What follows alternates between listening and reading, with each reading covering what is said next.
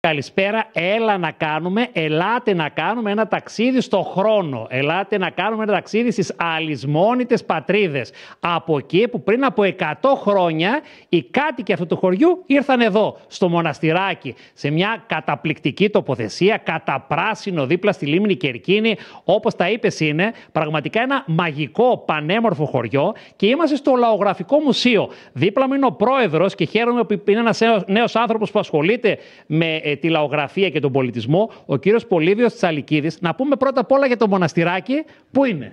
Καλησπέρα κυρία Καμπάκη, να σας καλωσορίσω έστω και μέσω της οθόνης και θα χαρούμε να σας δούμε και από κοντά κάποια στιγμή. Πιστεύω θα έρθει γιατί κατάγεται κάπου από εδώ κοντά. Με το καλό.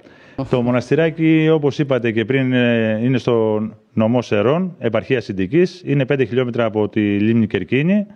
Και είναι από τα παλιά χωριά εδώ πέρα. 100 χρόνια ζωής. 100 χρόνια είναι οι πρώτοι κάτοικοι που ήρθαν. Έτσι. Γιατί πριν από τους πρώτους κατοίκους πρόσφυγες που είχαν έρθει, ζούσαν εδώ άλλοι κάτοικοι, μουσουλμάνοι κυρίως και Βούλγαροι. Ναι, φυσικά. Να πούμε βέβαια ότι εδώ κάνατε ένα λαογραφικό μουσείο που ταξιδεύει στον χρόνο. Δηλαδή οι νεότεροι μαθαίνουν πολλά.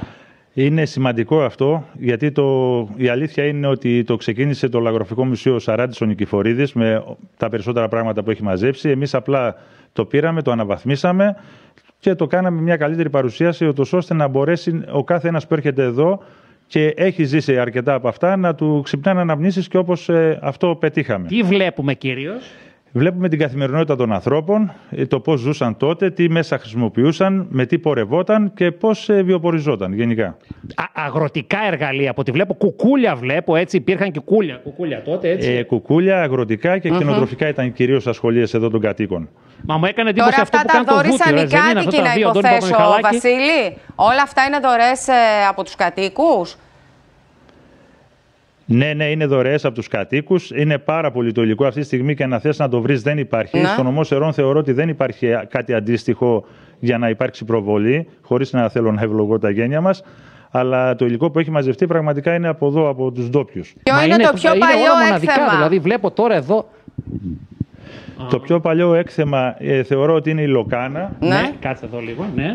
Η οποία συνήθως βάζαν μικρά παιδιά επάνω και πατούσαν το στάρι για να μείνει ο σπόρος.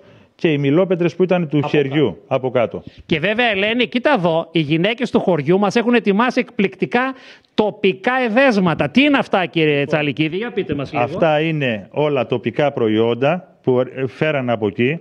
Ξεκινάμε από τα λουκούμια που λέμε, που είναι ζυμάρι, κανέλα. Αυτό το εντυπωσιακό τώρα είναι λουκούμια δηλαδή. Αν μπορούσαμε να σας στείλουμε και εκεί να δοκιμάσετε, θα ήταν.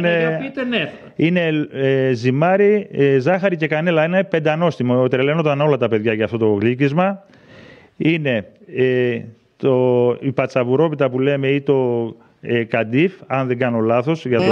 Είναι με γιαούρτι, τυρί και μυζήθρα. Είναι πατσαβουρόπιτα, είναι πιο εύκολη η τυρόπιτα ουσιαστικά που τη φτιάχνουν οι γυναίκες των Σερών. Ακριβώς. Και κάτι αντίστοιχο είναι και οι γιουσλεμέδες που λέμε εμείς εδώ πέρα. Είναι πάλι τηγανιτή τυρόπιτα, γιατί τότε ο χρόνος που είχαν οι νοικοκυρές, επειδή ασχολούνταν και με τα αγροτικά, ήταν πολύ περιορισμένος. Έπρεπε δηλαδή η μαγειρική τους να είναι συμβαλόμενη βάση και του χρόνου που είχαν να διαθέσουν.